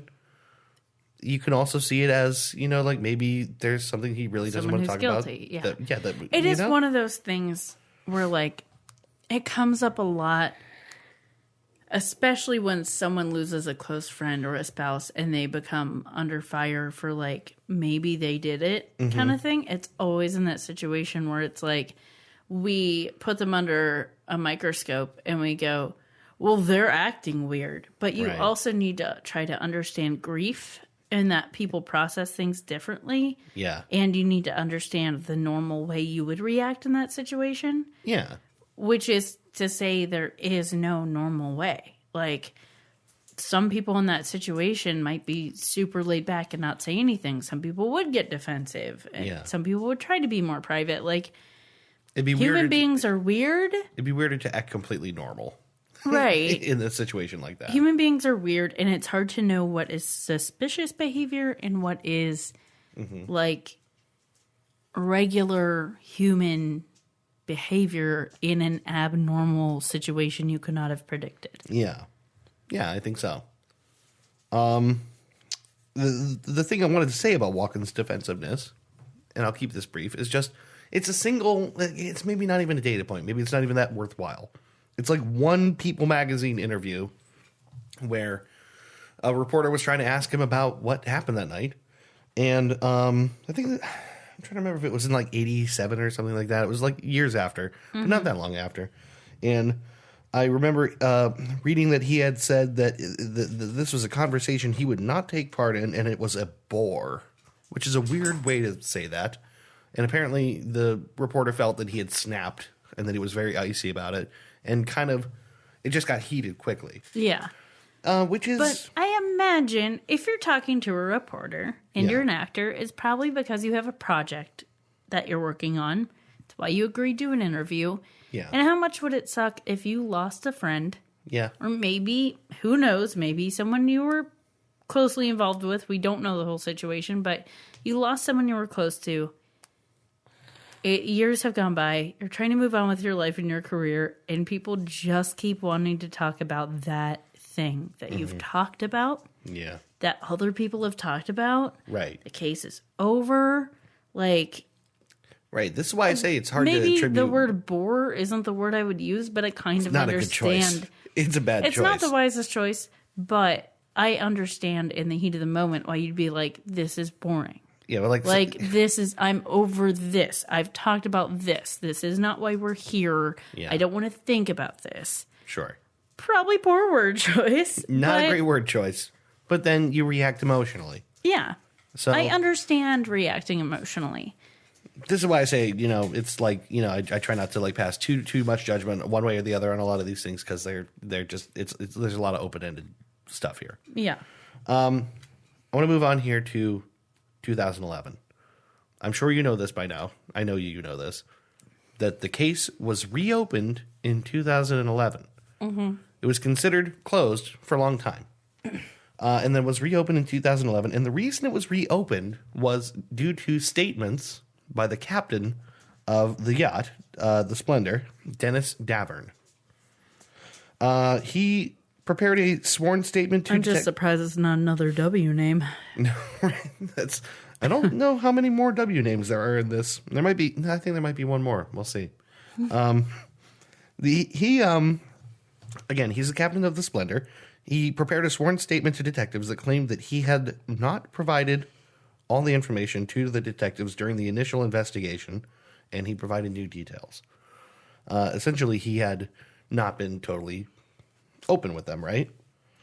One of the things that he relayed in this statement was that there was a fight on the deck that night, which, had been rumored and talked about before. This was even corroborated years later by Robert Wagner himself in his own memoir, that there was, in fact, a fight on the deck that night. Wagner describes it in his memoir, which he wrote in 2008 before they reopened the investigation. He describes that Christopher Walken is telling Natalie that she, basically he's encouraging her to pursue her career more fully. That he's saying that his career matters to him more than his personal life, and, shouldn't everyone want to be that way? Like, he's explaining his sort of career philosophy. Yeah. And Wagner is getting pissed off. Because he's like, this is my wife. We have kids. Yeah. I enjoy my life with her. Yeah. Her career is going to take her away from me. Yeah, like, essentially, why are you telling my wife in front of me to spend less time with me? Yeah. So he tells him, mind your own business. She's got enough people telling her how to manage her career. She doesn't need you. Yeah. Right? They fight. And Wagner recalls Natalie going to bed. And as the fight is sort of escalating, and Wagner and Walken end up going up to the upper deck of the boat and basically deciding not to beat the shit out of each other up there. And they calm down, and that's the fight as he remembers it. Mm-hmm. Dennis Davern does not remember it that way exactly, or at least he provides more colorful details. He says he can hear Robert Wagner shouting at Christopher Walken, saying, "You want to fuck my wife?" Something to that effect. "You want to fuck my wife?" Like there's a big, like a jealousy thing going on, Although I can see where that would escalate from that initial argument. It can fit. Of like, yeah, you want to take my wife away from me so she could work more, and you definitely see some jealousy arising, being like, do you just want to spend more time with her? Yeah. Right. You can see those two stories fitting together. Yeah. I could see Wagner couching things a little bit for his memoir and be like, yeah, a fight happened, and not include the quote of him saying, "You want to fuck my wife?" Yeah, like maybe present yourself in your best possible light. Yeah. But Davern also says he remembers hearing Wagner telling someone to get the fuck off my boat. Okay. He remembers that Wagner is particularly anxious shortly after he realizes that Natalie has disappeared. Mm-hmm. So Davern's response is immediately that we need to call this in, right? Yeah. And he recalls Wagner stopping him and saying they should turn on the searchlight and just wait to see if she shows up. He says that while they waited for her return, Wagner opened a bottle of scotch and poured it for him and expressed concern that this could all impact his image. So they should just wait to see what happens. Okay. Another one of these things where I wrote specifically, I struggled with how to interpret this. You can see... You can see it from both sides very easily. You really can. Like, not to give this guy too much credit, but again, this is Hollywood. every little thing becomes a big PR nightmare. Even the little things. It's the still tabloid thing. It's still a time when Hollywood did have kind of a more pure image than it does now. And that's because they worried about shit like this. I mean, if your wife runs off because of a big fight that you had and she's just fine, she's just run off, and, you know, like, what is the sense necessarily in starting a big giant tabloid story if she's going to come back in an hour or two? Yeah. That's a possible thing that he could have been thinking. Yeah. You know? Especially if, like, they realized the dinghy was gone and they didn't realize it was necessarily missing. If it was just not there, I understand. Yeah. I can really easily understand both sides of, like, give her time. She was upset too. Let her come back. Let's resolve this on her own without causing a big stink. But also on the other side, like, if you knew she was drunk and everyone was heated, you might be pretty concerned and want to get her back as soon as possible. I definitely see both sides of that. But I do think the influence of Hollywood and image is not one to poo-poo, especially at that point in time, like you mentioned. You're saying don't poo-poo. I'm saying don't poo-poo it. I believe in trying to understand things in the context in which they occurred. It's the charitable principle. It's like, okay, you could speculate wildly about anything, but just, you know, try and interpret all these things. It might be foreign to me now in this day and age. It might be foreign to me as a person because it's not a lifestyle that I live. Yeah. But if I can put myself in someone else's shoes and be like, if it were that time, if it were that place, if I were that person and these were my surroundings and these were the circumstances, I could see myself acting that way for multiple different reasons. Yeah. Right. Yeah. Right. So, ultimately, the most important thing about what Dennis Davern has to say, is it Dennis? It is Dennis. So, the main thing is that he says that after the events of all of this, he was essentially coached after her body was found. And after all of this, buddy, this is what happened. He was told, you know, you're not going to talk to the lawyers. You're not going to talk to detectives. I have a statement here that you can present. You know, and of course he did, and of course the cops accepted his statement. He basically says he was encouraged not to talk about anything. That's a damage control move. Yeah. Maybe not the most, you know, salacious detail, because this is kind of procedure when bad things happen anyway. Yeah. So basically, after the investigation was reopened in 2011, a lot of details get gathered. Like, there's a lot of information that comes in to the sheriff's office, right? The coroner eventually, as a result of all this investigation, changes the ruling on her cause of death from drowning to drowning and other determined factors. So whatever they find is significant enough to change the cause of death. And also, for the first time, Robert Wagner is considered a person of interest in the investigation, which he was not before. Surprisingly not.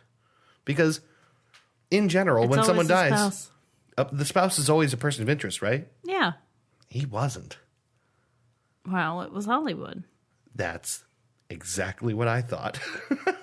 Is, all right, it's Hollywood. You can get away with a lot if you have enough money and enough notoriety and you're in the right place.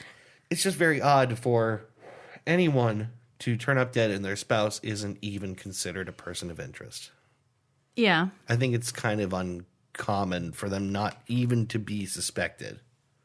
That is kind of odd. Especially considering that there were 4 people on that yacht and one of them died. Yeah. Right?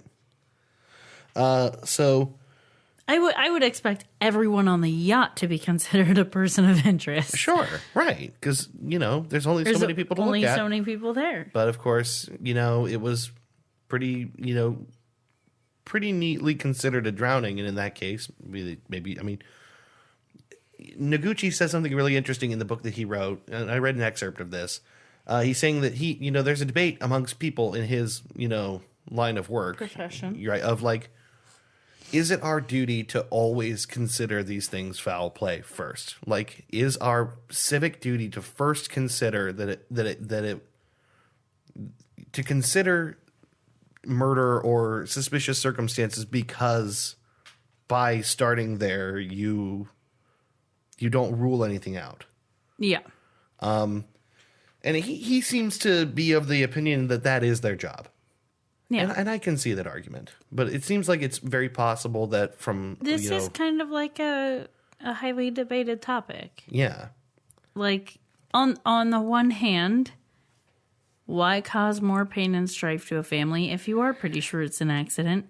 Why have to do an autopsy? Why have to, like, get more people involved if you're pretty sure it's an accident? And on the other hand, if you do consider everything is potentially foul play, you are more thorough. Yeah. And can be more sure of your observations. You at least don't abandon any avenues of investigation. Yeah. And it seems like to some extent they didn't possibly pursue every avenue of investigation. That's really the argument. So skipping ahead a bit. Ever since the case was reopened and more information has been revealed, and like I said, they changed the cause of death and all these things, there's been an ongoing increase in the public interest in the case, right? Mm-hmm.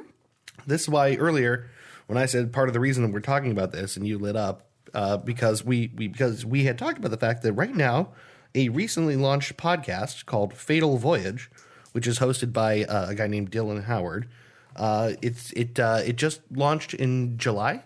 Mm-hmm. I believe it's going to be 12 episodes. I'm not sure. I know that they have 8 done now. I think I read 12. So. Okay. It launched July 20th, which is apparently Natalie Wood's 80th birthday. Aw. It features interviews with experts and investigators and some of the signed statements and stuff that we talked about here on this episode. So it's back in the news right now, and probably again the reason we're talking about it, possibly the reason that Adam thought to mention it to us, is that there's more about this, right? And there's new things to talk about. Dylan Howard, who produces the podcast, I feel like I need to mention this. He may be a controversial guy himself. He's one of these guys who he's been accused of some misconduct in the past, possibly sketchy. I don't want to slander people here, but he's just a guy with some baggage. So that might be enough for some people to decide to skip his podcast, but it does seem like it provides a very full account of a lot of the stuff we talked about here. A fuller account, very likely. Again, we're doing one episode on this. Yeah. They've got, 12 episodes to do. I do think that's an important thing to mention. A lot of the things we talk about are covered by other podcasts, other outlets, more media. Yeah. And we basically do a nice little synopsis. We do what we can cover in an episode and what we can research in a week or less. Yeah. But, if you're into it, go get more from another source. Like this podcast, I think there's a podcast either coming out or is currently out about Nexium, which is a topic we've covered. Yeah, right. So if that was interesting to you, definitely check that out. There's always going to be people who are digging in deeper to something like this that has so much mystery surrounding it. Yeah. I think I'm going to listen to that. Yeah, I think I might listen to this too. It's called Fatal Voyage. I will at least listen to the first episode and see the tone and what I think of it. I can be a little bit picky when it comes to that stuff, but... it's worth mentioning that on this podcast, I mentioned Natalie Wood's sister, Lana, before. Lana? I mentioned Lana's recollection that her sister's marriage to her husband was... one that they worked really hard at, one that was important to them. But in the years since, I mean, again, it's been 30-some years. You slowly pushing a bottle of wine towards me. Yeah, you want more? Sure.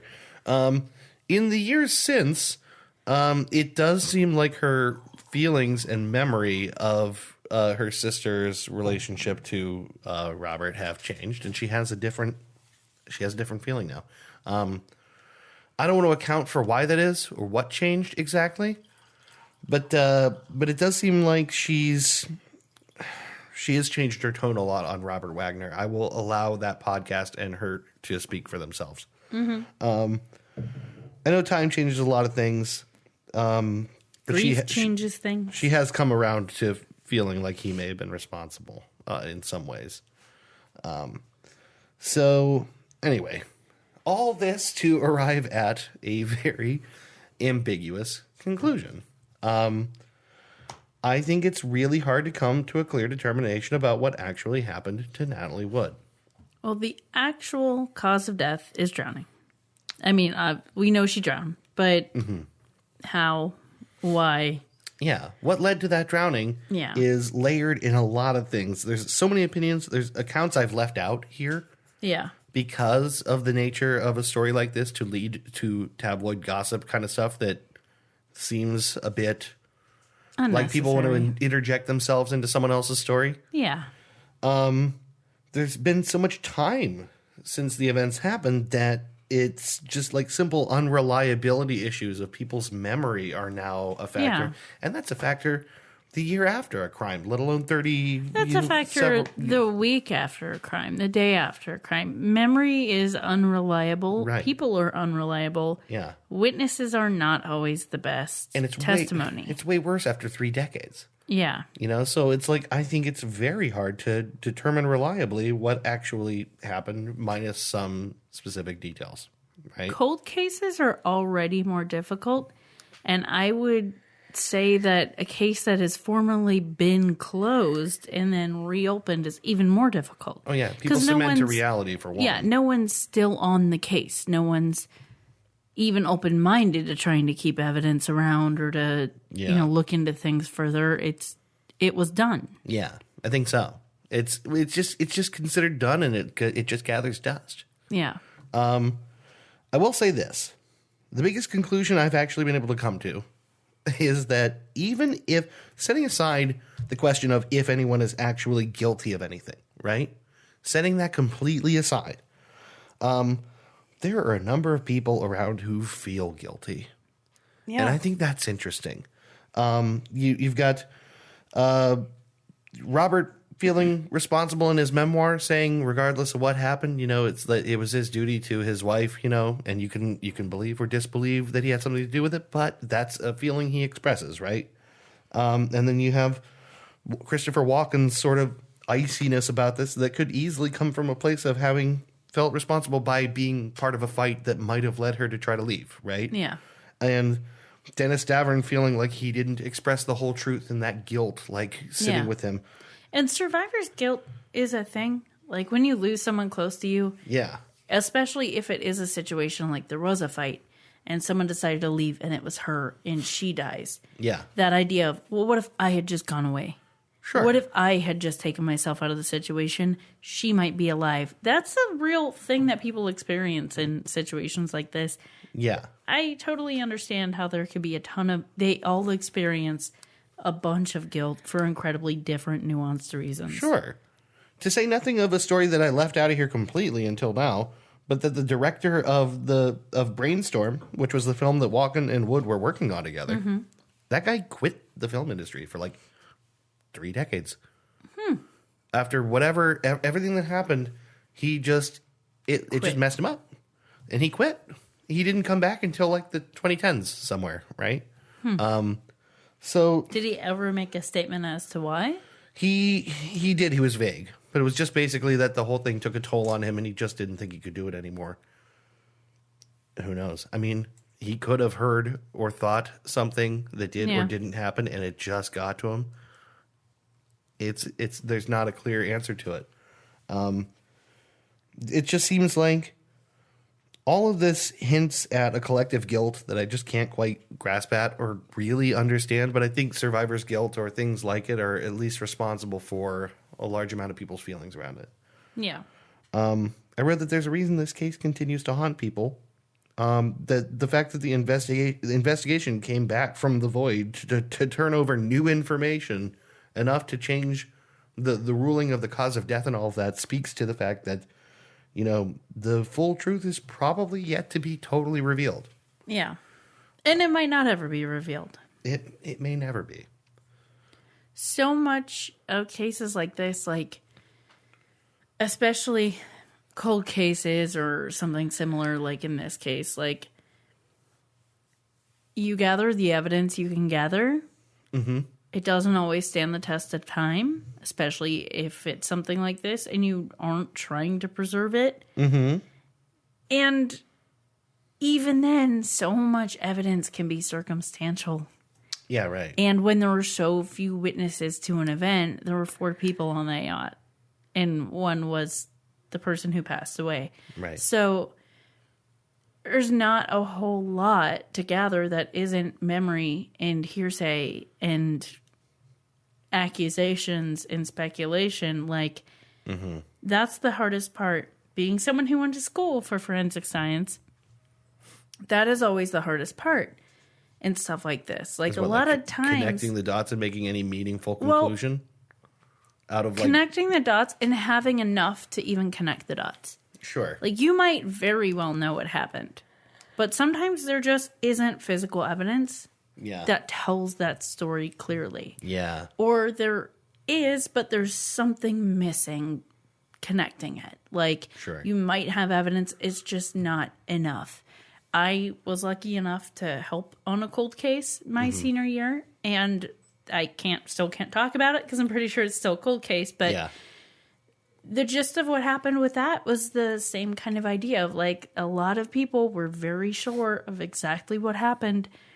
The evidence just wasn't there. Yeah. And that's Like, ultimately all you have to actually put on the desk at the end of the day is what the evidence is to demonstrate what people already know. Yeah. I mean, it's that beyond a reasonable doubt thing. Yeah. Everyone saying that guy did it isn't enough. Yeah, you need to prove beyond a reasonable doubt. And sometimes the evidence doesn't provide that. Like, there just isn't enough there. Or maybe someone's been good at covering their tracks, or there weren't many witnesses, or, you know, especially in the case of a drowning, water's involved. Even if there was any kind of evidence on her, it's not now. So it can be very difficult, especially after a long point in time. And sometimes it's just hard. Yeah. Sometimes you don't have enough to work with, and you're not going to get a conclusion like you want to.